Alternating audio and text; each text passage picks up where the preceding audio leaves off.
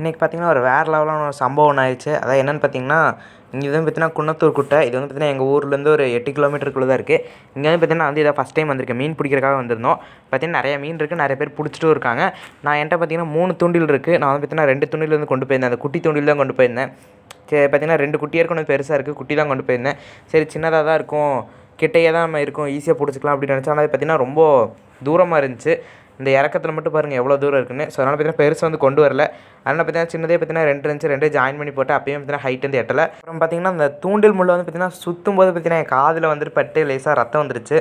பார்த்தீங்கன்னா வலிக்கலை, ஆனால் ரத்தம் மட்டும் பார்த்தீங்கன்னா கொஞ்சம் நிற்காமல் வந்துட்டு இருந்துச்சு. ஸ்டார்டிங் கிளிப் வந்து பார்த்துருப்பீங்க. அடுத்து பார்த்தீங்கன்னா கொஞ்சம் டக் வீடு இருந்துச்சு, ஜூம் பண்ணி காமிச்சேன். அந்த இடத்துல பார்த்தீங்கன்னா டக் வீடு இருந்துச்சு. அதை வந்து பார்த்தீங்கன்னா நம்ம பிளான்ட்டு பார்த்தீங்கன்னா நம்ம டப்புக்காக வந்து பிளான்ட் வந்து கலெக்ட் பண்ணியிருக்கோம். வாட்டர் பாருங்கள் எவ்வளோ ஃப்ரெஷ்ஷாக இருக்குன்னு. அந்த தண்ணி தான் எடுத்துருக்கேன், அந்த குட்டையில் இருக்கிற தண்ணி. இங்கே பாருங்கள் பிளான்ட் எல்லாமே டக்வீட் பிளான்ட் எல்லாமே நல்லாயிருக்கு.